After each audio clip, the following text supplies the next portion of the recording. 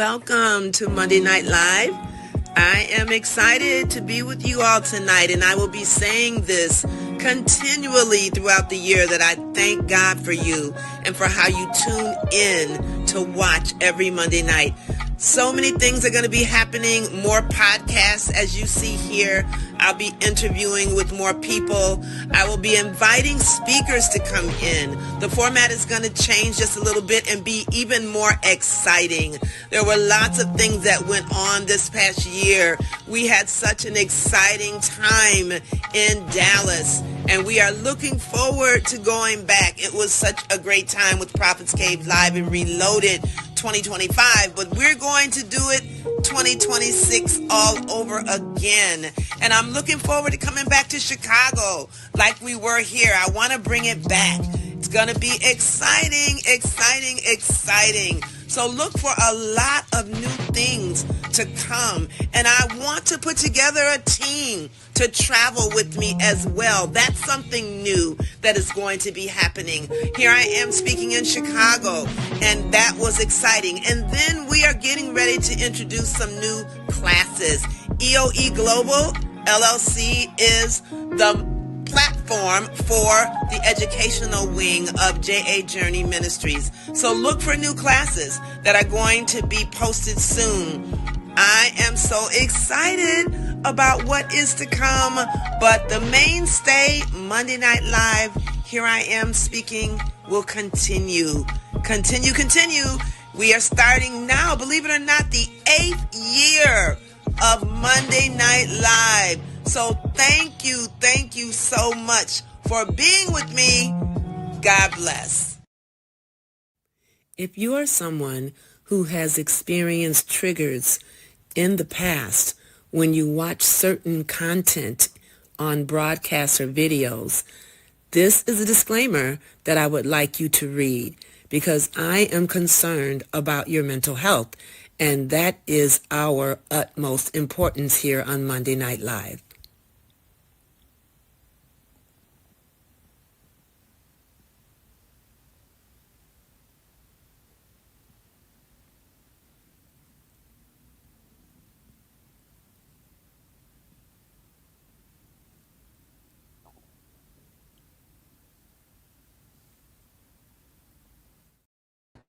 Hello. Good to see all of you guys on here. I'm trying to get my stuff up. Kind of running a little bit late, about 4 minutes late. So I want to say hi to everybody that's always on. Hey, Tarkisha. Hey, Cheryl. Hey, Teresa. You guys give me 1 second. I'm getting ready to pull up my music that I always put on in the beginning because I'm just a little bit late with doing that. Good to see all of you guys coming on. I'm really excited about what we're going to do tonight. And I know you guys are because y'all have sent me all kind of questions. Hey, Shamika. Hey, Linda. Hey, Ariola. Marianda, you have come up today like a couple times in conversation. We were talking about websites and stuff. And I see that you're going to be, I should be saying your proper title, Prophet Marianda. You're going to be on tomorrow morning, yes? At 5:30 with Prophet Teresa, I think, if I'm not mistaken. Hey, Michaela, good to see you. Hey, Pastor Corey. Hey, Prophet Carla. Hey, Olivia. Hey, Monique. Good to see all you guys on here. Hey, Anthony. Good to see you guys. Thank you so much for joining. Dr. K. Hey. Good to see you. We're looking forward to Thursday. Good to see all you guys. Hey, Prophet Brittany. All you guys from the team, Maxine. Hey, Candy. I haven't seen you in a little while over there in Detroit. Good to see you. Hey, Ingrid. And that's not Indianapolis anymore. You're in the new town that you live in next to Indianapolis. Hey, Tanisha. Oh, my God. I haven't seen you in so long, sweetheart. It's good to see you on here. Oh, y'all getting on here for these men. Okay. Good to see you. Good to see you guys coming on here. Hey, Allison, sister. Good to see you. Good to see all you guys getting on here. Thank you so much for joining. Yeah, we got two phenomenal men. I'm going to introduce them in a little bit. And tonight is going to be the last installment of Know Your Worth, Undo the Damage. This ain't church tonight, even though it's a bunch of y'all prophets on here. But this, as y'all know, this ain't church. This is relationship. And it's going to be great. It's going to be really, really great. That's something that says Eric entered the studio, add him to the stage. That's StreamYard talking to me on the screen. Hey, Louise. Good to see you guys. Thank you so much. Hey, Erica. Y'all are on here. Hey, Josie. Good to see you guys getting on here. Yeah, Tanisha, you laughing because I said the men are on. Y'all showed up. I haven't seen some of y'all in a minute. It's good to see you, though. I'm excited. It's still not too late. Now, a lot of you sent me questions, and I have them. But if you forgot, I'm going to go through the questions that I got in email and in my DM first before I would do any questions that come on here spontaneously in the chat. So if you want a question, and I'm not saying no names, because somebody said, don't say my name. I'm like, you ain't got to worry. I would never say your name for the question. So all the questions will remain anonymous. I would never say your name. I'm just going to read the question.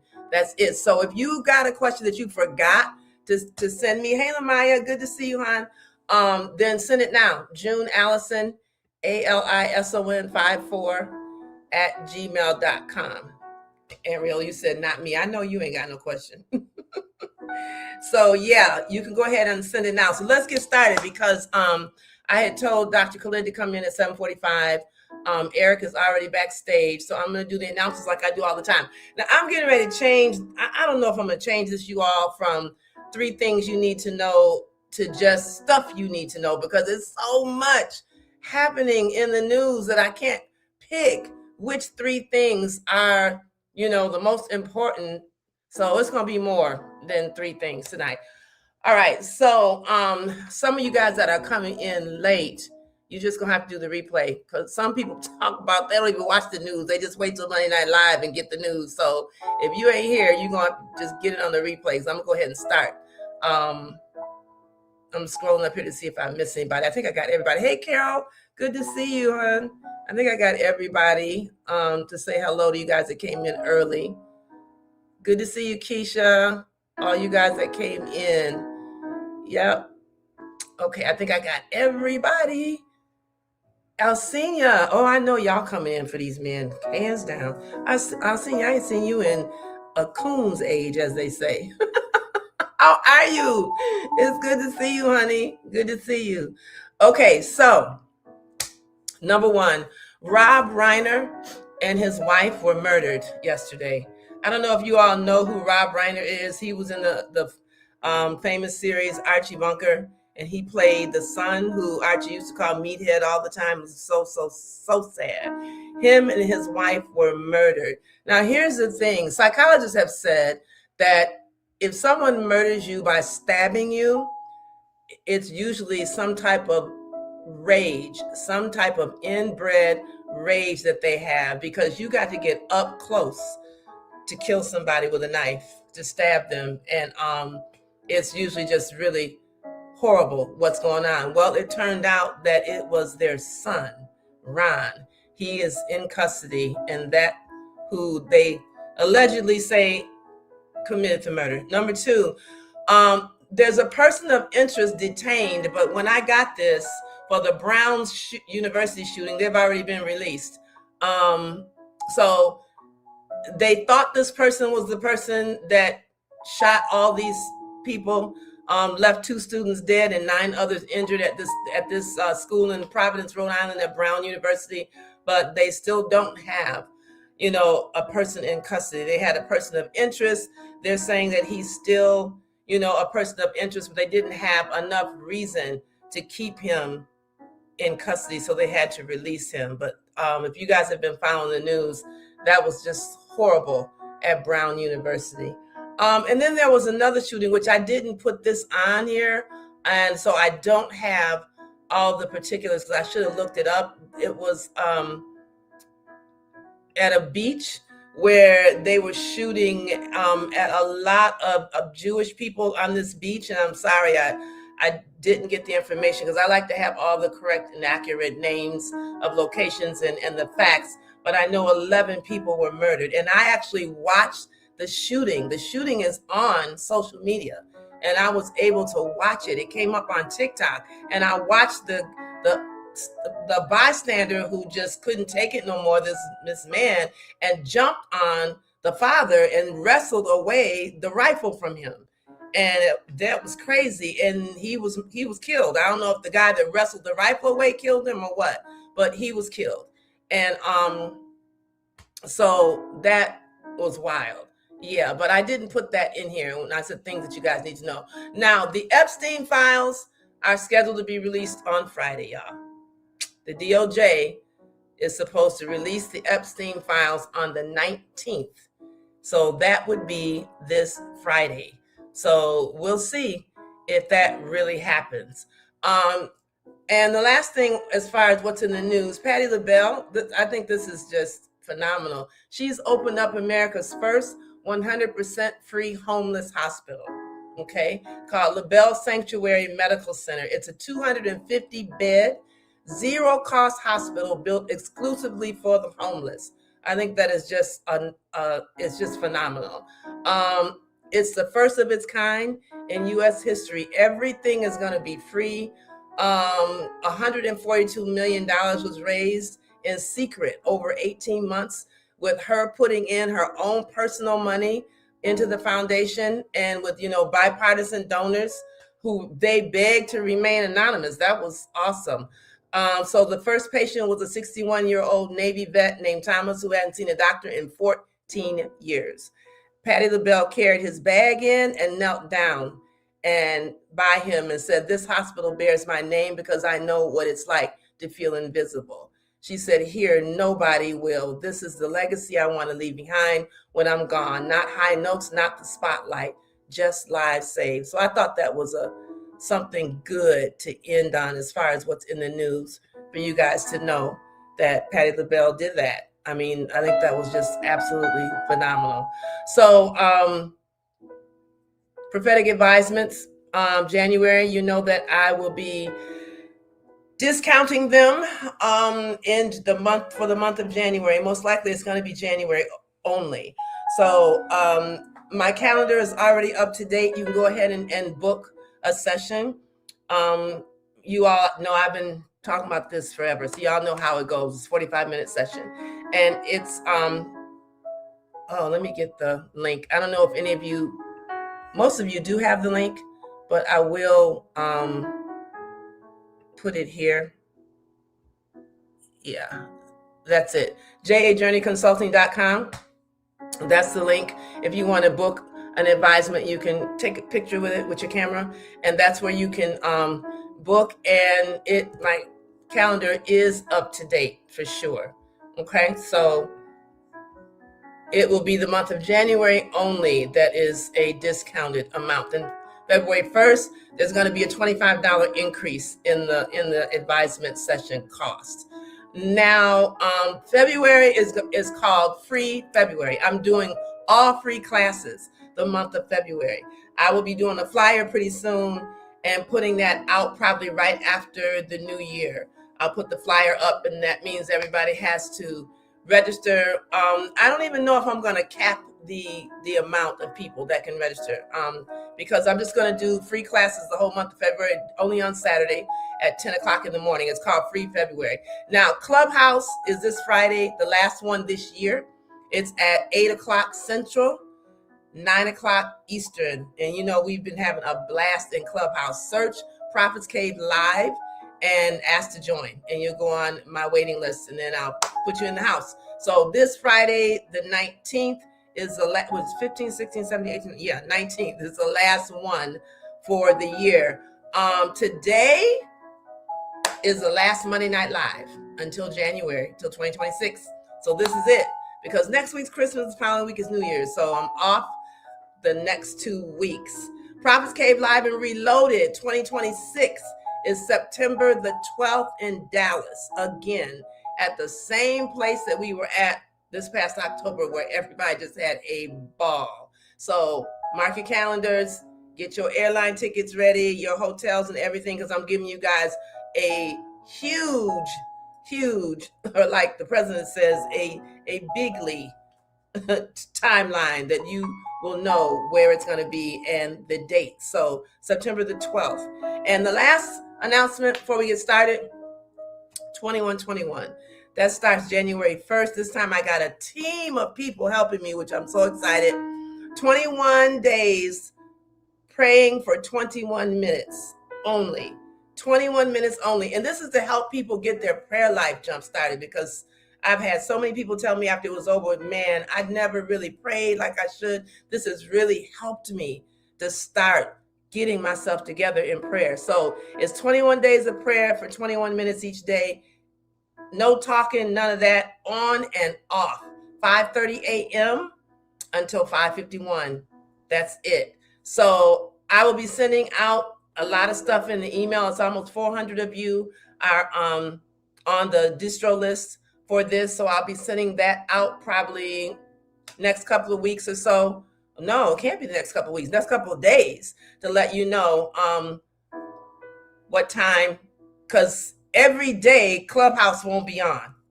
It used to, I've been doing Clubhouse and the prayer call line simultaneously, but I have people helping me. So when they're on there leading and facilitating, Clubhouse is not going to be on that day. So y'all better get the conference line phone number so you can join if you want to join.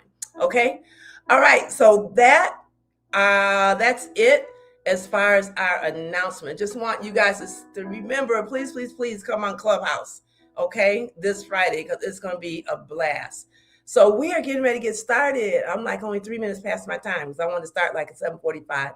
And I'm telling you all, man, I can't go back through here and say hi to everybody because there's a whole bunch of y'all ain't been on here in a minute that are on here tonight. Hey, Devontae, Prophet Devontae, good to see you. Jaya, Pastor Tish. Yeah, I'm not going to go through here like I said because there's a bunch of y'all on here, but thank you for joining. And as you know, my Facebook count that you see is never the accurate count. It's only showing my friends.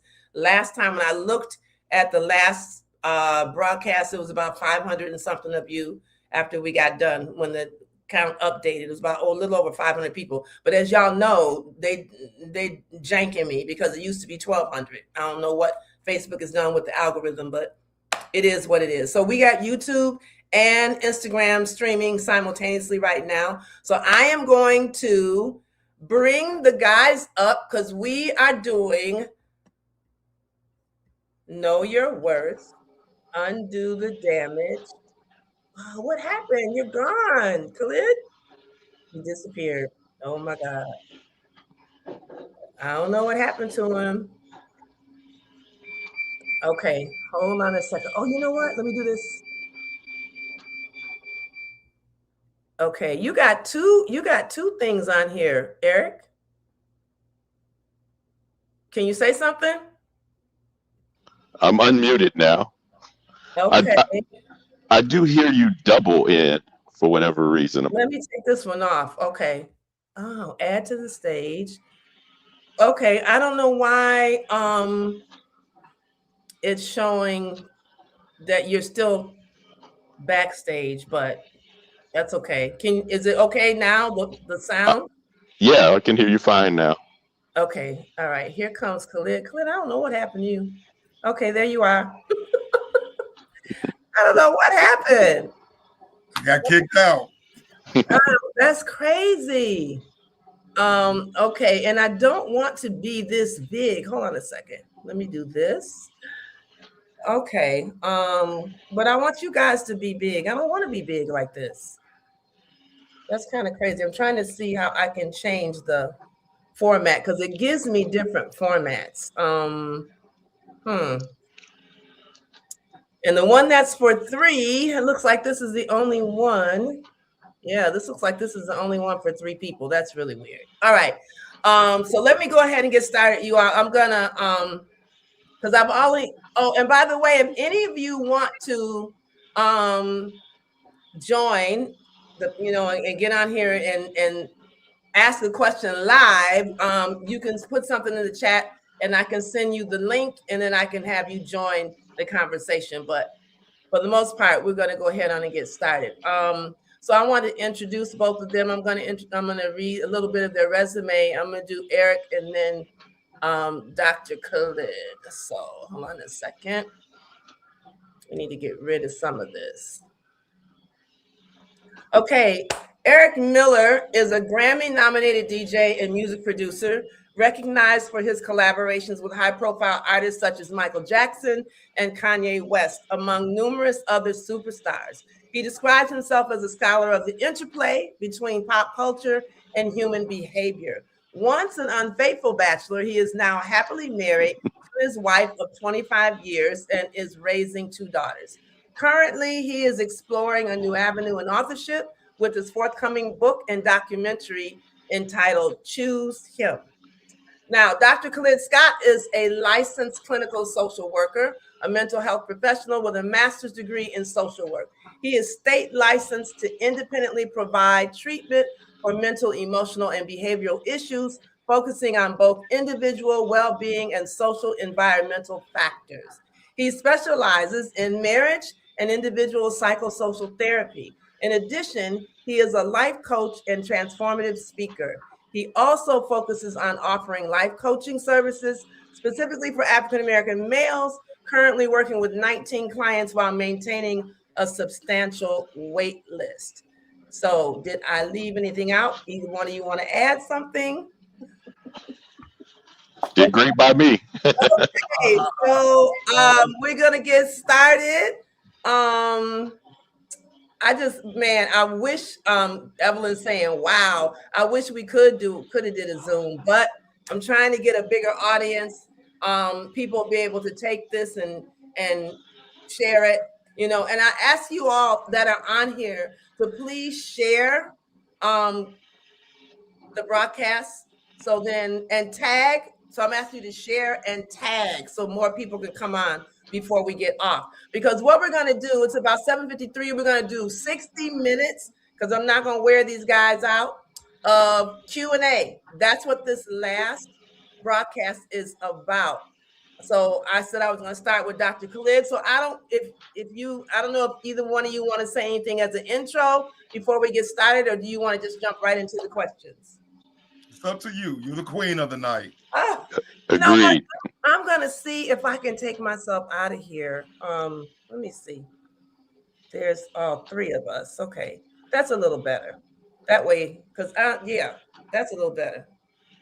Y'all can see that all 3 of us are on here kind of evenly, right? Yes. Because I'm going to be quiet.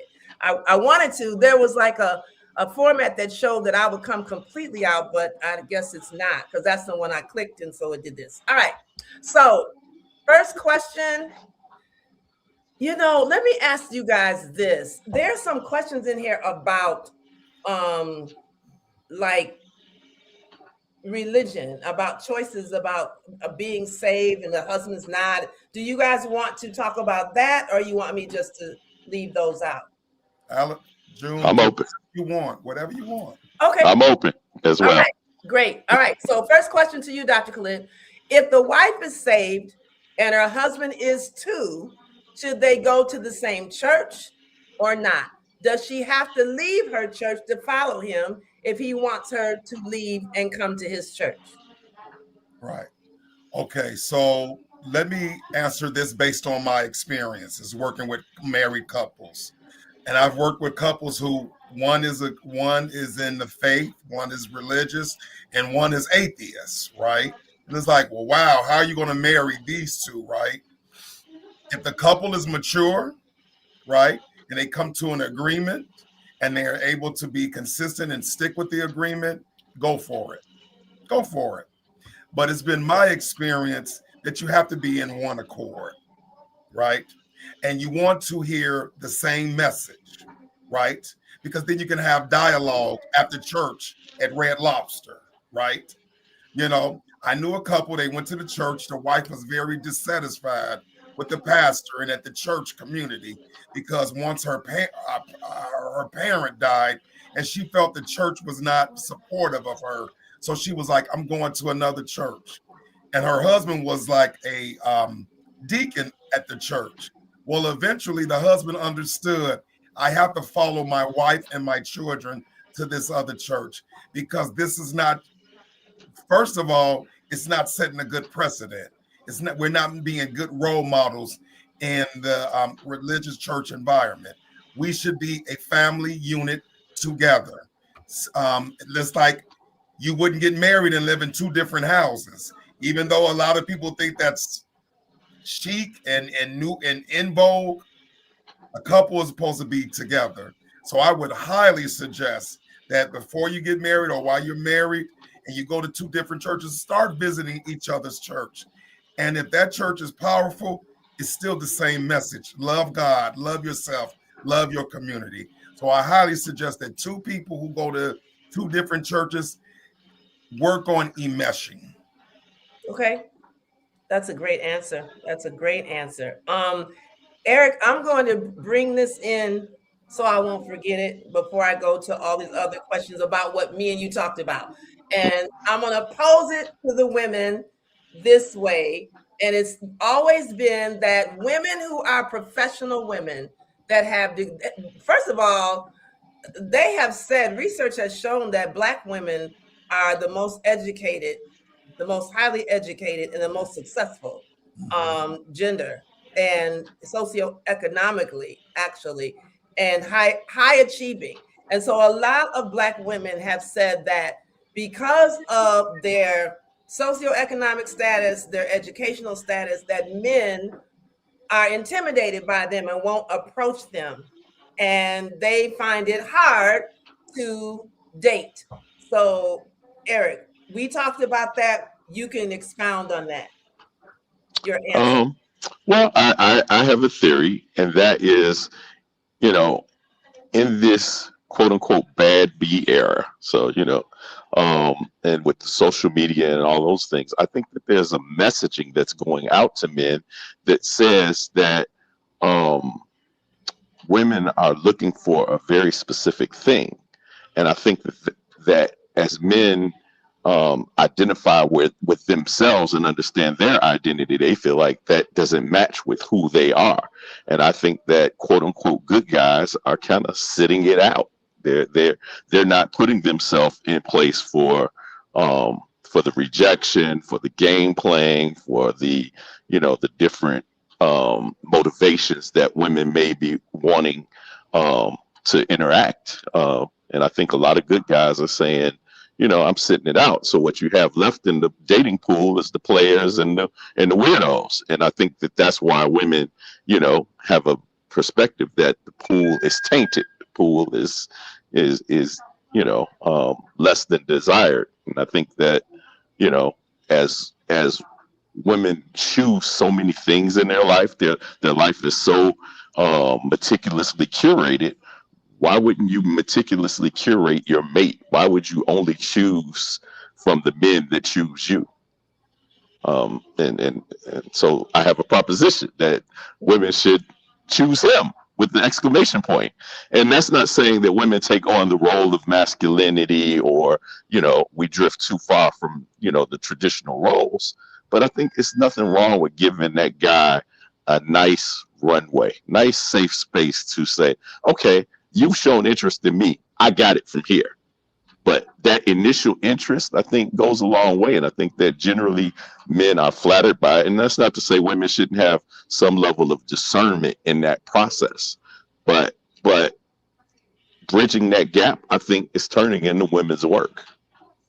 But, I have had it told to me over and over and over again, especially women by the church, a man who finds a wife, he who finds a wife finds, they frown upon women making the first move. They feel like that should absolutely never happen.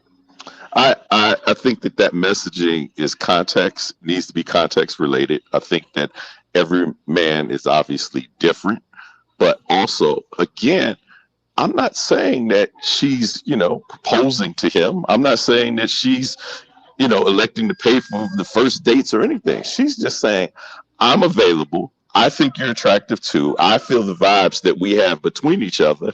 But rather than you walk away and not trying, and because I have this, this ideology that I can't say anything to you, and then we, drift away and never, touch again in this lifetime, that you reach out and put that olive branch out and say, I'm checking you out too. And from that, a man, that man's man who believes in those traditional things can take over from there. Dr. Khalid, I see you nodding. What do you got to say? Well, okay, so ladies, you see all this paper behind my back? All have NAD credentials. Will any of those credentials keep you warm at night? No, my black body will, right? So just reverse it. It's a wonderful thing that you accomplish all of that. It's a wonderful thing that you got your accolades and your credentials and your degrees. But at the end of the day, it won't put chicken and macaroni in front of me to eat. It won't make me feel good in bed at night. And in fact, us men joke around that when a woman is by herself, that's when she marries a master's degree and a PhD, right? So let's go and start working on fundamentals. The other day, my daughter told me, Dad, I was downstairs checking my mailbox, and the guy came in with his son and was flirting with me. And I said, what happened, Anaya? And she said, Daddy, I didn't speak to him. I said, Anaya, never do that again. Never do that again. That young man, however his delivery was, he spoke to you. He said, hello, you're beautiful. Now, he said it in the street where he was like, yo, shorty, you look good. Right? And I said, Anaya, what harm would it have done for you to say, as you are a first-year medical school student, what harm would it have said, thank you, but I have a boyfriend, and then walked away? Right. Always be polite, always walk in your femininity. And she said, Daddy, I didn't even think about it like that. I just saw a man with his child, and I'm thinking he may have a girlfriend or a wife, and he was flirting with me. That's not for you to assume. Be polite and keep walking. Again, us men love your femininity. I'm not trying to date a dude. I'm trying to date a woman. You know what I'm saying? So just like you don't want us to walk in feminine energy as men, we don't want you to walk in masculine energy as women. Right. The guy casually said he approached your daughter like a gentleman would. Absolutely. But it startled her, and she, listening to mama and grandmama and all the women, she went into that fight mode. And I said, baby, you don't have to fight. Just say thank you. I have a boyfriend, and keep it moving. Right. So, but thank God my daughter has a daddy to educate her. Yeah, that's important. Yes. Absolutely. Okay, Khalid, is it okay for your man to have a female friend that's single, but in his inner circle? So that question makes me think that this woman was his friend before he got with the romantic interest. Right. So the question is it okay for them to still be friends? And in the inner circle means that she's around a lot. Right. That's the best question to ask me. You knew that, didn't you? Yes. You knew that. I have female friends since grammar school. Right. I tell everyone, and when I see this question come up on Facebook and other social media, I said, absolutely, men should be able to have platonic female friends, and women should be able to have platonic male friends. The reality is, June, if I'm your man, if I'm your husband, and if I want to cheat on you, you do understand there's nothing you can do about it. No. You can be in my presence for 23 hours and 50 minutes. In 10 minutes, I will find a way to cheat on you. True. So you cannot police me with people around. If this young lady is my friend, she could be like a sister to me. We never laid down, because if I wanted her, I could have had her. But I say it, our friendship, our love is on a different level. And for you to come in and say, I don't trust you, then don't be with me. Until I've given you reason not to trust me, then divorce me after that. Then walk away. But to police my friendship, that's insecurity. And when a man knows you're insecure, I'll ruin you. I'll ruin you because you've told me how this is going to land. And the thing is, when I got married, I have a lot of female friends. What my female friends did with my wife, because they loved me, they loved her and became her friend. So Yeah. I caution men, and I hear men say, my wife can't be friends with no dude. I know how dudes are. No, you know how you are. Right. How you would show up. What if you're sick and her male best friend, Dwayne, she gets a flat tire on a Dan Ryan, and he's the one that would typically go and help her? You know what I'm saying? Now you've taken somebody out of the village who can be an asset. If you don't trust Dwayne, sit down with him. Dwayne, what's up with you, man? I feel weird about my daughter having friends, but you know what? After me and you had a couple of beers and we watched the Bear game, man, you okay. In fact, you my kid's uncle. Right. Yeah. We need more people in our village. We need to stop trying to police our relationship. Definitely. I'd like to add to that from a perspective. I think that women don't necessarily understand.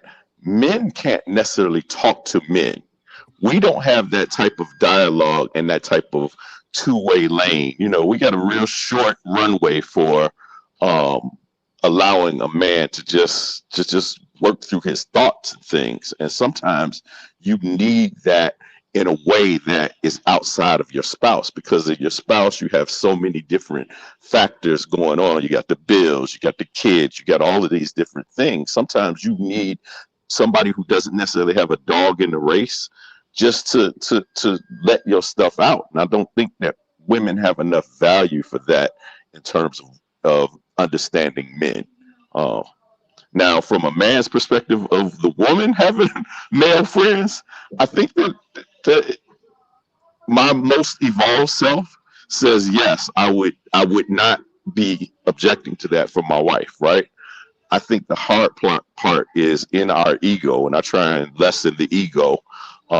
In our ego, having somebody else that has the ability to weigh in on stuff and give your wife a different, perspective on something. I think that it just, it rubs you, but you got to be mature, and it goes both ways. So you got to find a way, and again, assume that he does not have the worst interest in you. He has the best interest at hand. And then you got to trust her discernment too. That's another factor too, is that, you got to trust your mate. You got to, she's a partner. She's not an employee. She's not, a lesser than. She's your equal partner. So you guys can't see the chat, so I'm not going to tell you I'm not going to say the person's name because I don't want to sway how you may respond to this, but they said, I don't think women and men can be friends outside of couples to being together. Disagree totally. Change the people in your village. Okay. Seek new friends. Okay, Eric, this question is to you. Since men are hunters, once a man is interested and begins pursuit, should a woman expect him to only date her and stop chasing other women? Because women will flirt. So if he's not married yet, he may think it's okay to chase both of you. Is that cheating? So, okay, that's a two-part question, right? First of all, I disagree totally that men are hunters. I don't like when people talk in those generalities. I think that we are, a myriad of different things and with different influences, motivations, and things. Some people are socially awkward, so they're not hunters. They're the opposite of hunter. So, it's just so many different things. I think some of that we've been strapped with, especially black men, I think that we've been strapped with a player mentality, that we're supposed to have three over here, one on the side, et cetera, et cetera. And I think that mentality plays a role in the way that we approach things. So let's not even start with the assumption that men are hunters, right? I think what men are also is lazy in some ways. And a lot of times, if you see a guy that is putting that much energy into multiple chicks, it's because he's not getting what he's looking for from any one of them. So he's piecing them together. He got this one because she cooked good. She got this one because she a little bit easier, sexually or whatever. Got this one because she, is his, she'll take care of things. She knows how to organize things and that sort of thing. But ultimately, we're looking for that to converge into one woman, and it's a maturity thing as well. Maturity comes into play as well. But can I just say one more thing, and I don't want to ramble on? Sure. I think that women discount heavily the signals that they give out as well. A lot of times men don't trust or know that you really like us. There's this period in the dating, paradigm where a man is wondering, are you just here because the meal is free? Are you hooking up with me for the meal, but then the guy that you really like is calling you at 1 a.m. saying, hey, what you up?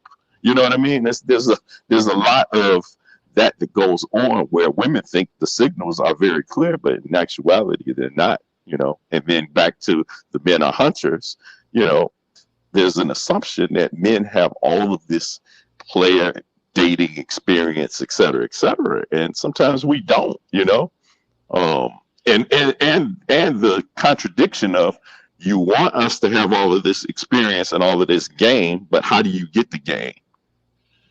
By dating a bunch of women, So there's all of this. I think if you just strip it down and say men are people, women are people, how do we relate as people, not as all of this gender predetermined thing. I'm laughing at some of the stuff y'all put in this chat. How can a man cheat when he's bad in bed? What? They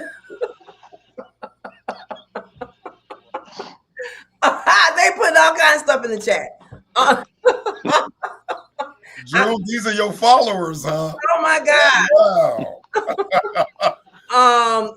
Oh my God. Romeo, you saying the way the music is now, women are the hunters, like Meg Thee Stallion and Cardi B. Yeah, that's who they're listening to and following. Yeah, definitely. Wow. I'm hoping that we covered all of that. That person, I know the people that have asked these questions are on here because I know who they are. They're like regular Monday night people. Because she said, because women will flirt. So if he's not married, yeah, that's the thing. I have had women say, if he's not married, I don't care if he has a girlfriend, he's available. He's single. He's not married. You're saying why do you say no to that? I strongly disagree from my personal experience, but further than I think that determination, with full disclosure, my wife and I have been together since 2015, been married since 2015. We've been together since 1999. I was no more available in 1999 than I was in 2015. It wasn't a switch that turned on and said, now I'm no longer available. I was emotionally not available in 1999. And go along the place. And yes, of course, I had women that flirted with me, put their bid in, but I wasn't taking any offers because I had who I was focused on. Mm-hmm. I'm not looking to trade up. It's kind of a woman's thing too, if I could say that as well. Man, now I'm speaking in generalities and I don't like that.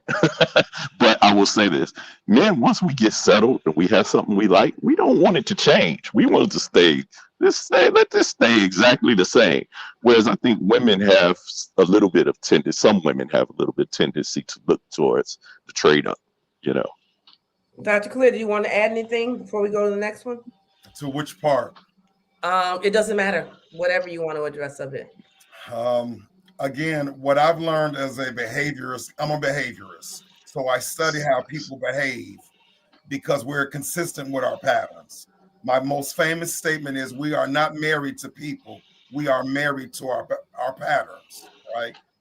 And it's individualized, right? You have some people who are going to do good by the people they're in a relationship with. You're going to have some people who are not committed. You know who you're with. You know who you're with.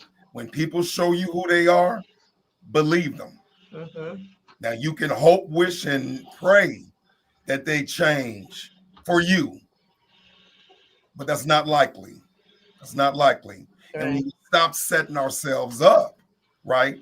And then have an expectation or a standard for ourselves and not negotiate that standard, keep your bar here, then we do ourselves a boatload of good. But when we are negotiating, going up and down, and when we are inconsistent, then inconsistent things happen to us. Yeah. Expect to be treated well. If you're not treated well, move on. Yep, you said that the last time. There's a single man in here that said, we don't want multiple women. Speaking as a man, I don't desire having a relationship with multiple women.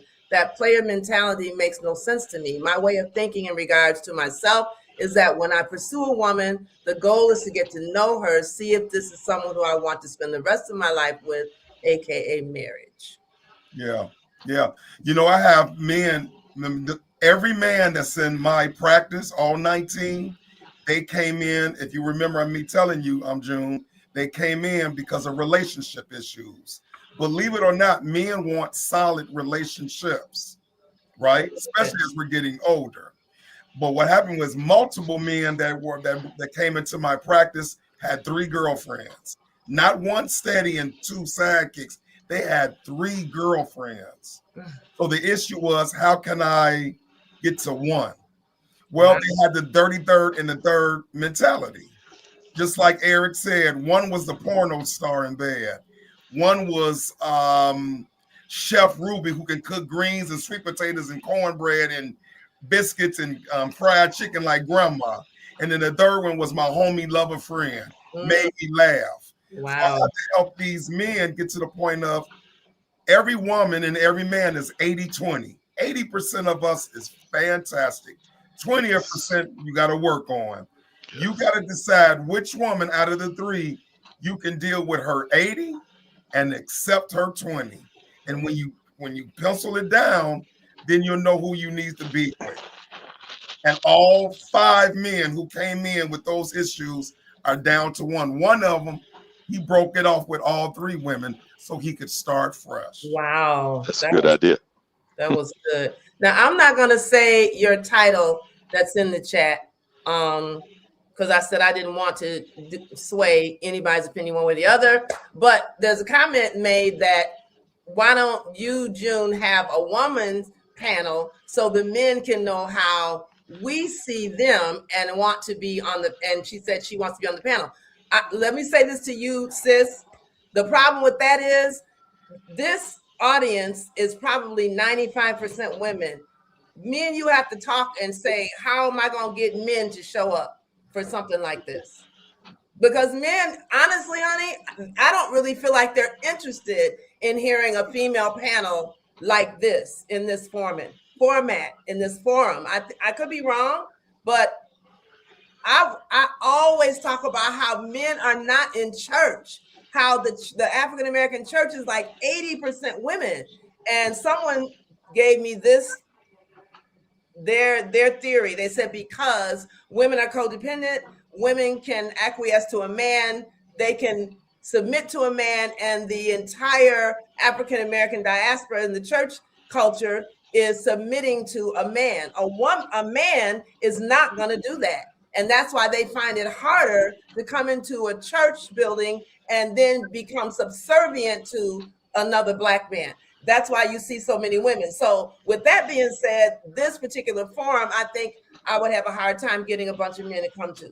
But we talk all the time, honey, so I will talk to you offline. Okay, Dr. Khalid, this question. Let me say this. Okay. And I want the ladies to hear this for those who wasn't with us a couple of weeks ago when I said it. As a man, I don't have to negotiate with you. I don't ever have to negotiate.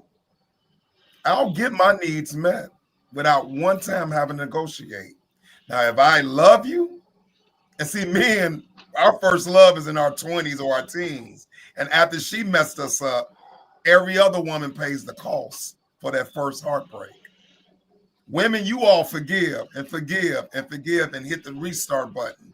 That one woman that broke my heart at 21 is etched in here. It's etched in here. I'll never be that transparent. I'll never be that vulnerable. So you have to build us up. And if we really fall in love with you, we'll do the work. But men, again, know for the one you who don't give me what I want, there's 20 waiting for me. So keep that in mind. Okay. I hope men are evolving, and I know they are. We're learning to be more emotionally intelligent. But right now, men still feel I don't have to negotiate until I hit rock bottom. Look what just happened 2 days ago in the news. Yeah. Yes. Okay, yeah. This is a guy, because I'm trying to pick some stuff out the chat and then still go back to these questions. He said, real men are more sensitive than women and emotionally intelligent, but the stigma creates us as players. But nowadays, the women are more aggressive than men, meaning women are independent. Nowadays, they won't let a man lead nor listen to the king when he speaks something. It's not about fighting or debating. It's about communication and trusting the king's word.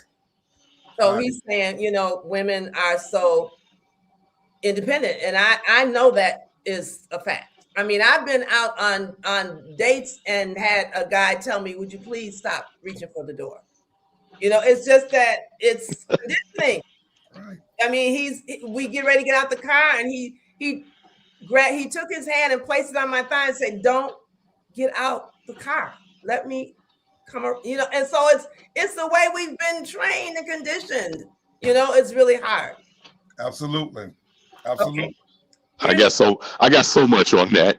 Go ahead. What do you got on it? Well, I'll start with this, right? I'll start with, why is your kingdom so small that a door makes a difference? So that's the first thing. But also look at it and say, what is with you can tell I'm a non-traditional, is the traditionalist, in the sense that, when you look at the world, the problems of the world since biblical times and all of that, it's all been at the hands of the man. the many problems that we face. So I think, from a standpoint, let's welcome a little bit of equality in that exchange, and let's not focus so much on the minutia, because you can have a guy that opens the door for you, but then he's slapping you around 2 hours later. You know what I mean? I think that I have so much value for a woman's equality and what a woman brings to the table, that yes, I'll open the door, no problem. I'll make sure that I'm walking on the outside, so that if a car jumps the curb, it hits me first, all of that. I understand that, all that, but I also don't want it to be an obstacle for connection. I don't want the fact that you want to open your door mean that I'm going to miss the benefit and the collaboration and connection that we might have, just because your masculine energy is turned up a little more than what feels comfortable for my masculine energy. I mean, it's funny. And my wife is completely masculine energy. She's neutral to masculine energy. And I think that that's why we work so well together, because, and it gets in the way. I'm not going to lie. It gets in the way. Like you said, Doc, the 80-20, is there. But the 80% is so valuable to me that I can sidestep. We joke about those masculine times, but in reality, I'm not going to let that get in my way ever for that connection. Yeah, like Allison said, I waited for him to open the door and he sighed. I've sat in the car and a guy walked around and said, what are you sitting in the car for? So it's an individual thing.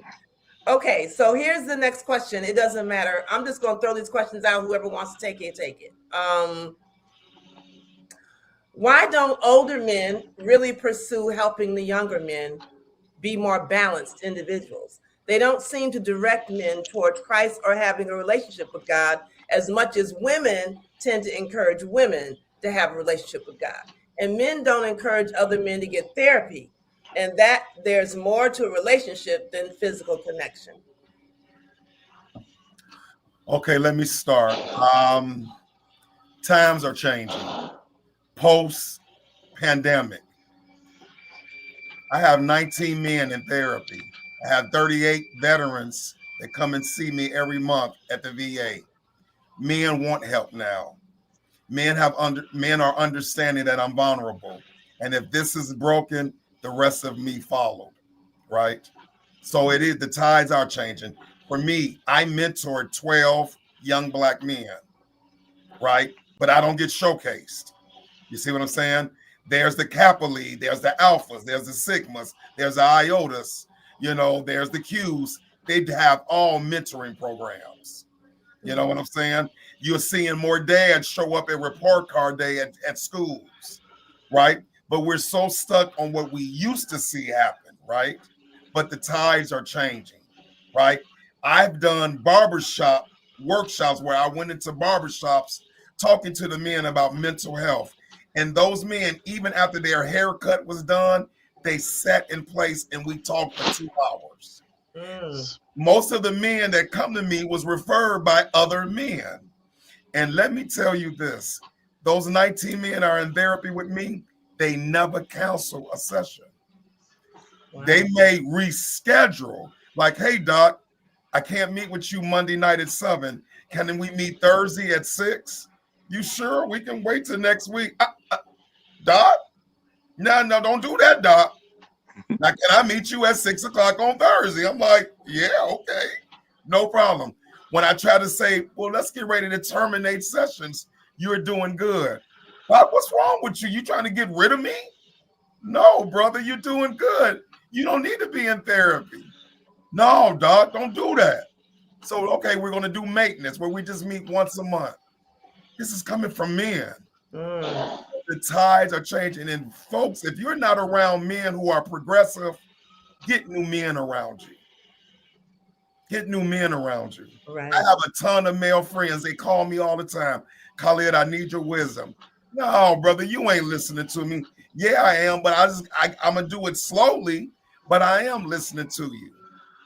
You know what I'm saying? So again, the tide is changing. You got to believe it. Someone said in the chat that her son said we need a young man panel because he disagrees with a lot of what these men are saying.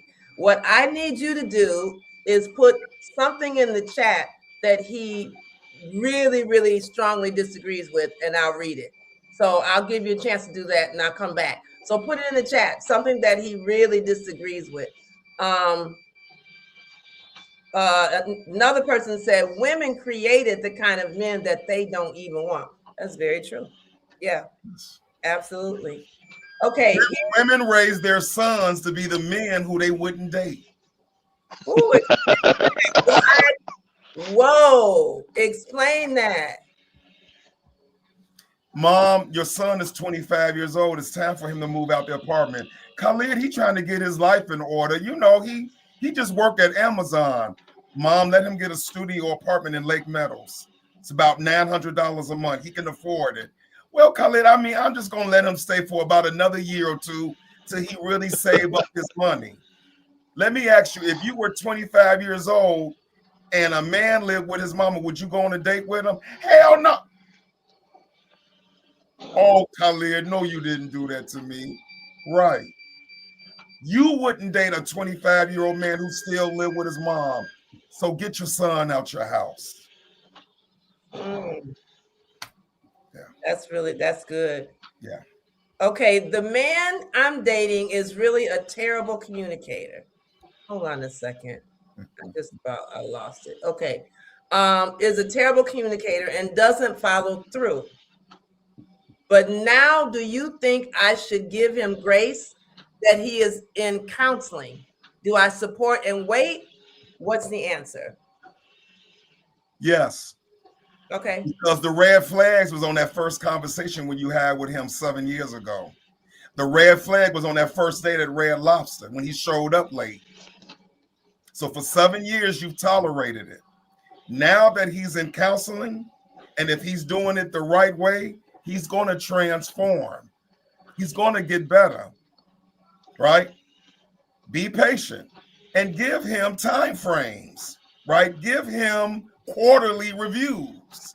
If you don't see progress, be ready to leave.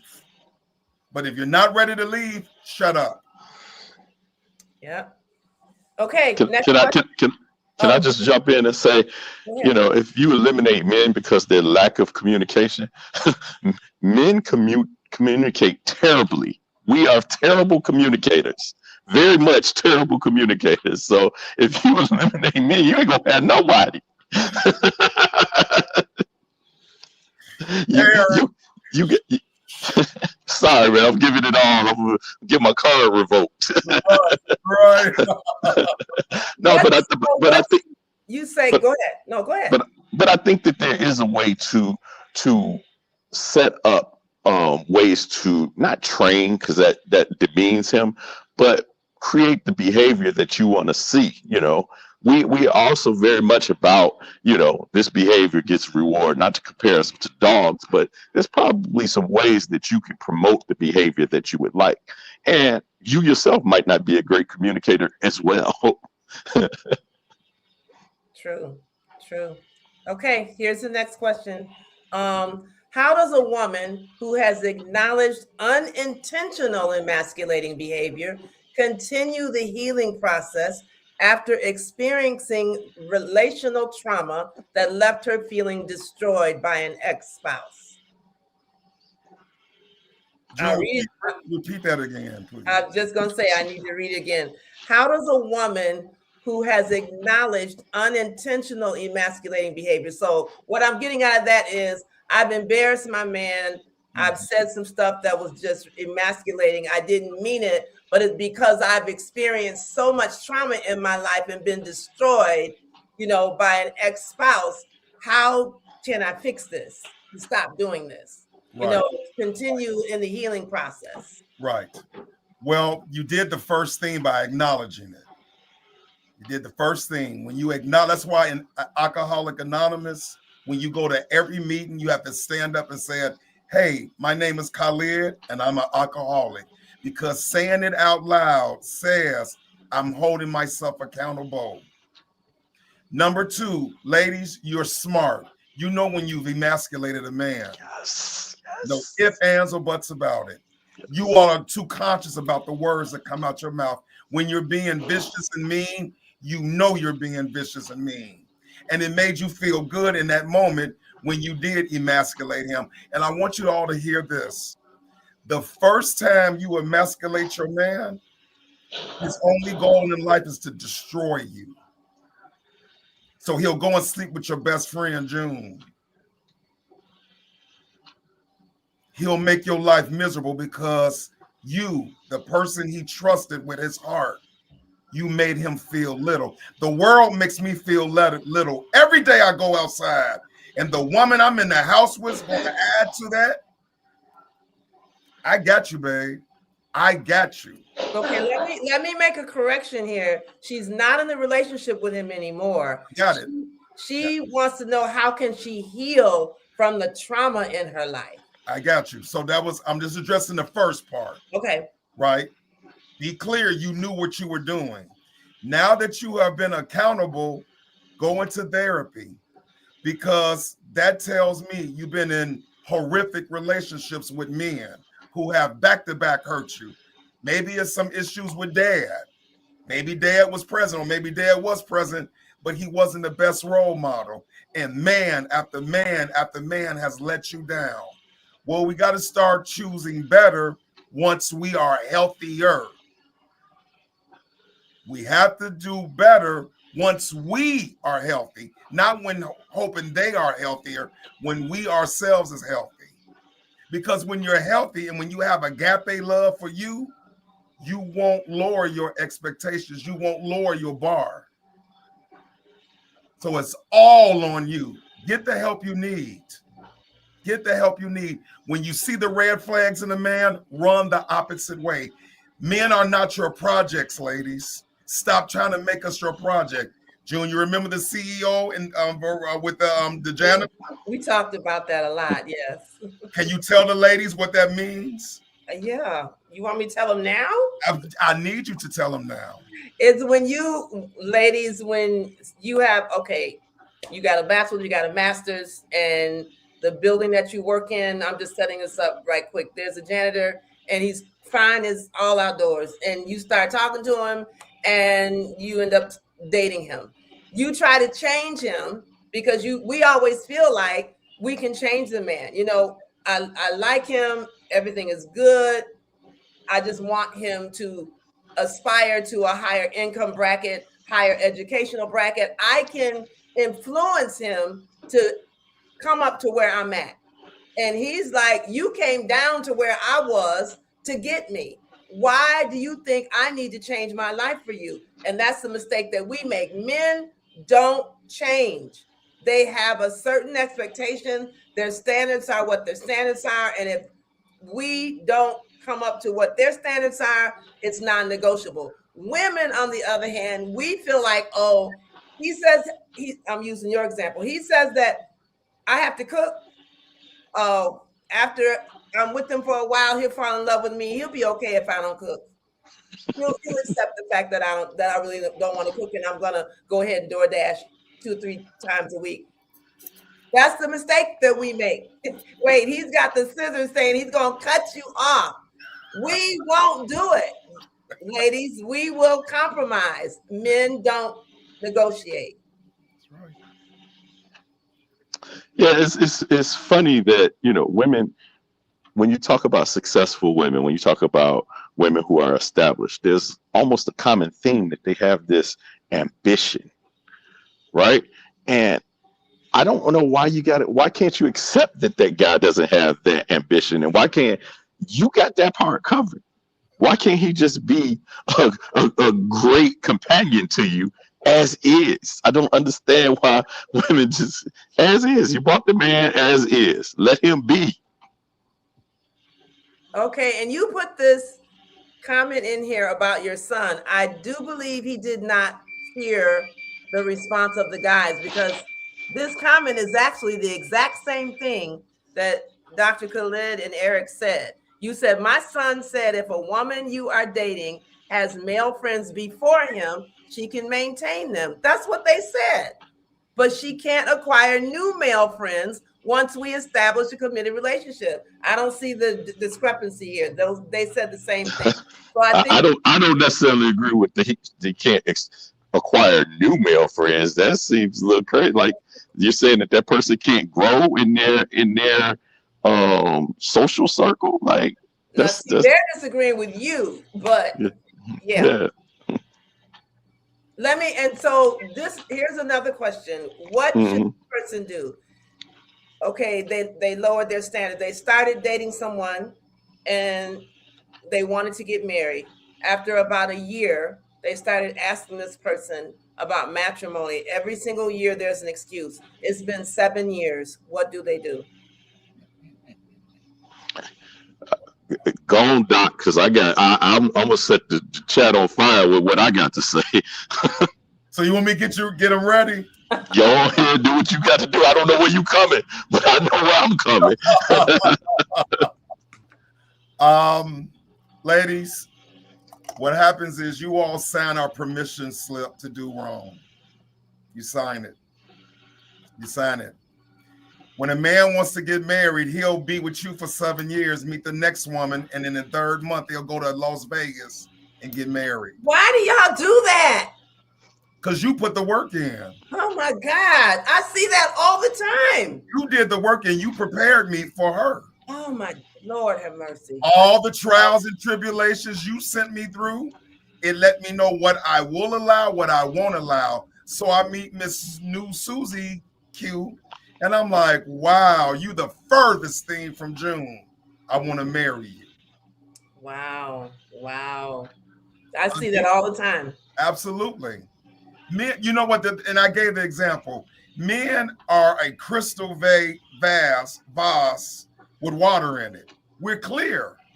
You all put the red Kool-Aid dye in it and make it meat where I can't see through it. We're real clear. You knew 1st year, 2nd year, 3rd year, 5th year, 6th year. You knew who I was and what I was not going to do. But you kept hoping and wishing and dreaming. Even if I was gaslighting you, ladies, you're smarter than what you say you are. You knew I was gaslighting you. But you know what? You got to the point where, well, at least I got him. At least he right here. At least he's acting like a pseudo husband. We just don't have it on paper. That was something your first year to say, you know what, babe? I understand it might be feeling like some pressure, but I love you so much that I want to be your wife. But I need to know where you at. Let's go to counseling with Dr. Scott and see if we got to work through some things. But babe, I want to be a wife by next June. I want to plan a wedding. I want to have your babies. And if he's hemming and hawing, leave.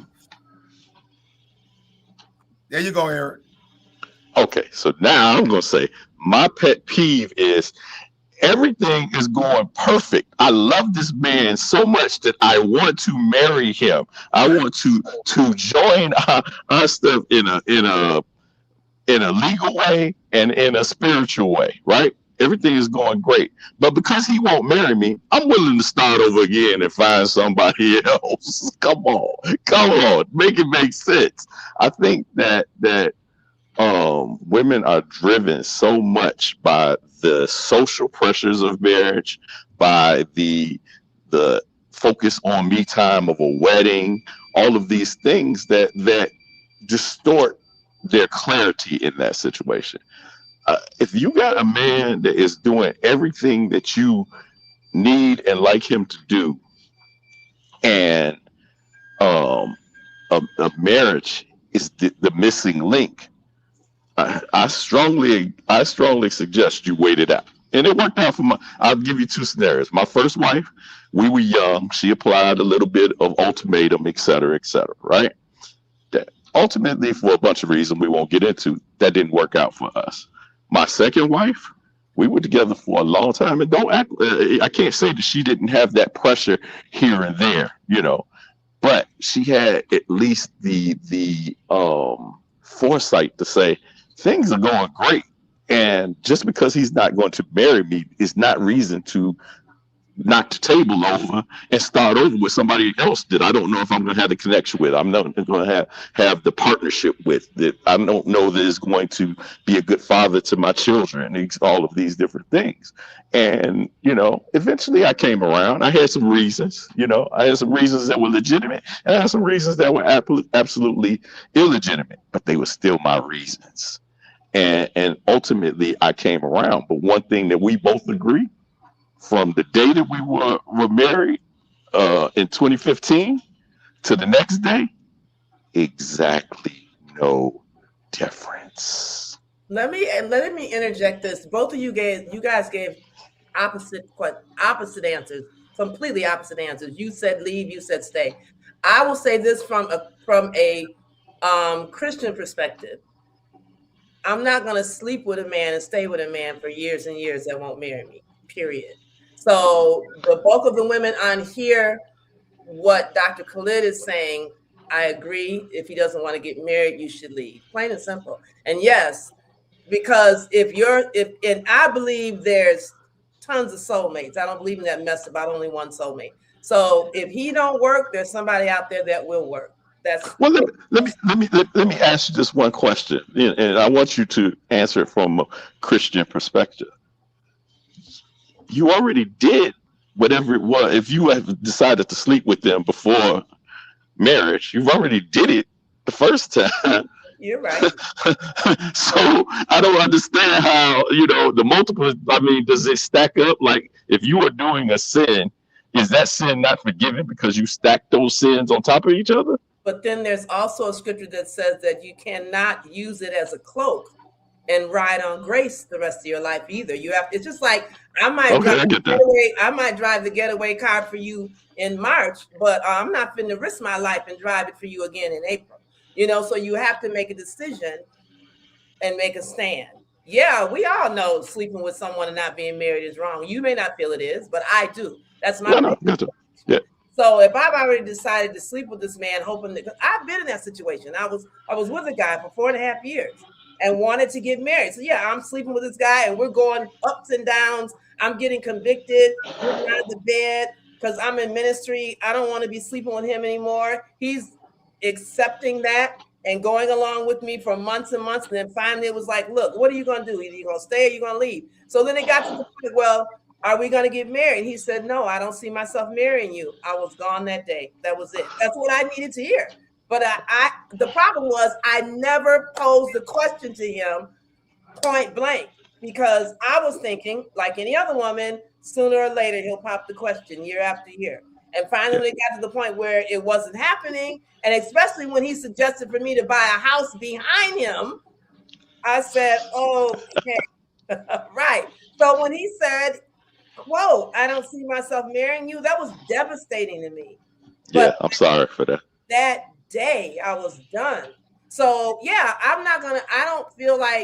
I feel it's foolish for a woman to stay with a man for years and saying it will work. It does not work for every relationship. It does Well, I would say all size fits all. But when you think about it, you guys were drifting because you had a different set of values than he did. Even if your values were maybe mirroring each other, or there was some projection of values in that, maybe you saw values in him that he didn't actually see in himself, because we are terrible communicators. There was a drift there, So let me ask you this: what made you wait till 4.5 years to ask him, assertively and explicitly? Because the woman that I am today, I was not that woman back then. Got it. Very low self-esteem, timid in some things, wouldn't speak up for myself, would take a lot of things, and internalize them. And so today I wouldn't do that. Yeah. No, that's big. Yeah. Thanks for sharing that. That's definitely a perspective, You're welcome. I'm going to read this from this person. Says, do the men take any credit for the red flag they have? Thank you for teaching the women what we should do. Do the men ever take responsibility for their ways? Can it be spoken? Can you speak on that? And not only speak about what the women should be doing, but what should the men be doing? Right. So in the best case scenario, when a man is evolved, right, when he's doing his work, when he's healthy, when he wants to present holistically, yes, he looks at his red flags and like, I got to work on that. But remember what I just said a few minutes ago. Typically, I don't have to negotiate my goods or my bads. I don't have to. What you don't like, somebody else will, right? So yes, men look in the mirror all the time. But guess what men also hear from women? Oh, you're a goofy. You're a Russell Wilson. I don't want you. You treat me good. You treat my children good. You're a goofy. We see our best buddy who's future like 9 women, 12 kids. He gets to be dirty and women say out loud, I'm hot for him. So what do you teach us Carltons, us goofy dudes? Be dirty. Be toxic. Yes. Be dysfunctional. And you get me. Why? Because women are so used to being around dysfunctional and toxic men that men who are clean and healthy look abnormal. True. So we got to stop it. And I want to say this, Eric, let me ask you this. If you had a daughter, just be dead honest. 2. I got 2. You got 2 daughters, and I got my princess right here, right? Beautiful. My daughter was with somebody 2+ years, and she said, Daddy, I want to be a wife, but he ain't ready. I'm going to tell my daughter to walk. Eric, what would you tell your daughters if they was with a guy for 4 years and they said, Daddy, I want to be married? What advice would you give your daughters?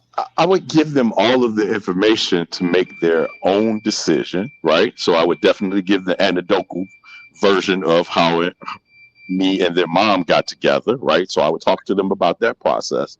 I would also talk to them about digressing from the things that promote that energy of I want to be married. I believe, and I've told my daughters this, it's not the wedding, it's not the marriage. You want to wait till the person who inspires you to be married, not I just got a date I want to be married by, or I've been dreaming about this wedding forever and all these things. You want to wait for the inspiration, and then you want whoever that is to also be equally inspired. And sometimes people don't reach inspiration at the same time. But I would also help them with the discernment of it really depends on the person, the guy, you know, and all of the things that they bring to the table. Some guys look at it and say, I love you and I want to be married to you, but I'm not ready. I've been taught that I have to get all of my stuff together before we start that process, right? That may be the example that's presented to them. You're gonna throw away a whole guy just because he got to the place where his financials are. I'm gonna send them to you. I'm gonna have them sit down with you. You know what I mean? I'm not gonna have just a blank answer to that. Okay. So look at the nuances. Yeah, it's all about the nuances. It's all about context. Context matters, you know? Okay. Absolutely. Okay, June. Well, that's 1 hour. I said I was going to. Didn't that go by fast? You did. More. I said I was going to keep you all to 1 hour. Do you guys have any parting words? I want to say this out loud based on what I've been seeing in media, especially what happened with the University of Michigan coach. Oh my God. I meant to mention that about Sherrone Moore. That is $30 million thrown out the window. Michigan, as you know, is a top 10 school. Oh my God. Crazy. Right. And so the thing is, that man had a mental health breakdown saying I was going to kill myself and kill the mistress.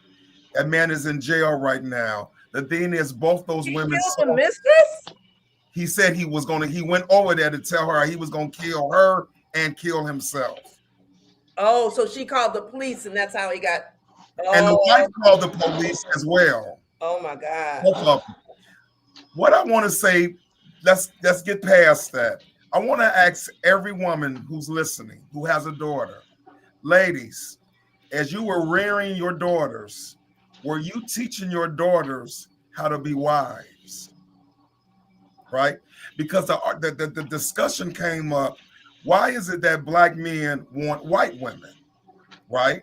Why don't black men want black women?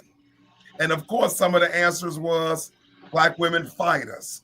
Black women are argumentative. Black women don't know how to be a wife. White women bring peace. They bring harmony. They bring femininity. No, women are women. Now, how I think what's the difference? And this is from white women telling me, because I'm a social worker. So I work mostly with who? White women. When white women are girls, their mother's like, you can go to the University of Michigan and get all that paper. But that paper don't mean nothing if you ain't got the ring on your finger. We tell our black daughters on the end, get that paper, because that's what's going to have to hold you together. It's two different mindsets, right? For me, my daughter was in the kitchen with my mother, her grandmother, learning how to cook. My daughter, as a little girl, was learning how to clean a house. And my daughter now is in medical school. So she had the brains, the beauty, and the mindset that one day I want to be a wife and a mother. Our girls and our boys need to know all of it, not just one half. Because we got to stop with these statistics. 80% of black women will never be married. There's a common denominator reason why. We got to change. We got to do something different. Or we're going to, 39 of my friends are getting divorced, Prophetess June, and I told you that. 39. Wow. We're losing. Black men are killing themselves in record numbers now. Wow. So we got to change the behaviors. We got to communicate. We got to be more emotionally intelligent because we're losing. We don't have time to play anymore. Come and see people like me if life is troubling you that bad. And there's something I wanted to add too, that I interview people for case managers for the Department of Child Services. So the people that I interview, they are into reunification of the biological parent and the child out of the system. We're trying to get them back together. So I was interviewing this white woman who's degreed and I was interviewing for therapist position because we're trying to hire clinicians. This is what struck me. When I got ready to ask her about her salary, what she expected, she told me, and I said, well, I have to tell you this, the state pays retroactively 60 days. So it'll be a good 5 to 6 weeks before you get your first check. She said this, when I got ready to marry my husband, I told him if our household was predicated on me working, it was a deal breaker. She said, so everything that we have, my salary does not support any of it. So I'm good with having to wait 6 weeks for a check. Immediately in my mind, I said, Black women don't do that, would never do that. You can't. Here, can I just jump in? I'm very frustrated about what the doc said, and I'm very frustrated with what you said. I can't choose which one. So I'm going to start with what you said. You know, that is a cultural difference. He can come out of college making $80,000, $100,000 a year and totally support a household on his own. We don't necessarily have that luxury. When you think about it, so many women say, oh, he got to make 6 figures, yada, yada, yada. Do you realize that only 8% of Black men make 6 figures or more? And half of them already married. So now you got the half. So now you're down to 4%. Some of them, you know, some of them might be gay. Some of them are like, I make $100,000 a year, so I ain't got to marry nobody. You know what I mean? I just think that culturally you have to apply these nuances that make a difference. You know, in that. I think that you know, that's great for her. I love that for her. That's not our reality. That's true. But there are some situations where it could be. It just didn't make me think about the money. That's not what I focused on. Right. It made me think about the psychological mindset. That's what it made me think about. Our expectation. Right. It had nothing to do with the dollar. You know, it's what we settle for as Black women. Well, you know, and I got some pushback to that, right? If a Black woman would have met Bill Gates in that garage, she would have said, not so much. Bill Gates was working in that garage. Now, granted, he probably had, you know, the things that he had, you know, Jeff Bezos. If you look at that picture of him in the beginning stages of Amazon, there's a lot of Black women that would have stepped over him. Like, yeah, you know, call me when you get there.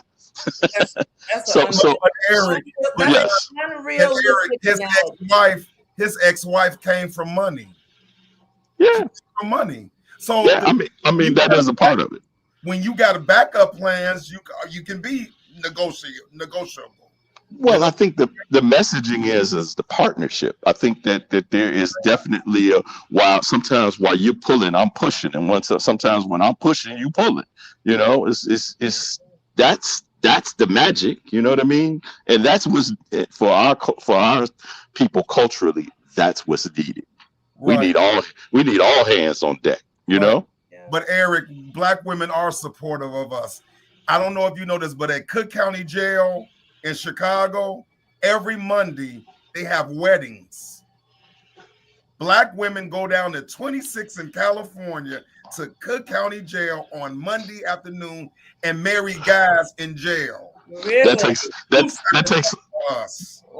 a lot. First of all, that takes a lot of vision. I would definitely like to see, you know, individually what those motivations are. But I can remember, you know, I come from the music business, which is a hard road.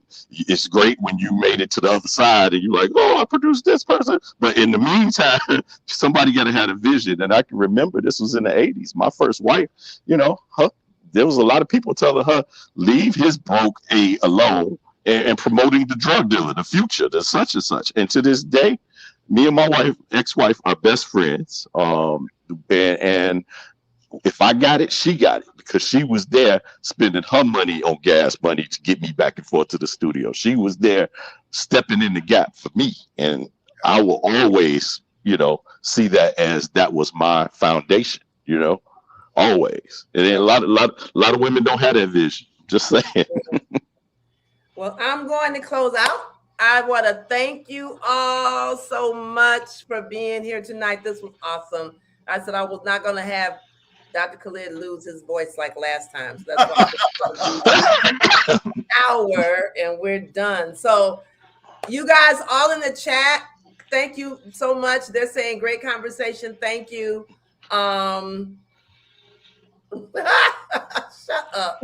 I'm not even gonna repeat that. Oh my goodness.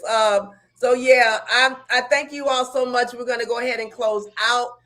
You guys can stay on after I shut down, okay? Because I'm gonna just do my little media closeout. So see you guys next week. Hold on a second. I think I kind of messed up my closing. I'm trying to find my media asset closing. Where? Oh, here it is. Okay, I'll see you guys. No, I won't see you guys next week. I'll see you on Friday for Clubhouse at 8:00 Central, 9:00 Eastern. That's going to be the last meeting this year, and we'll be done. Hope you guys have a good rest of your evening and have a good week. Merry Christmas.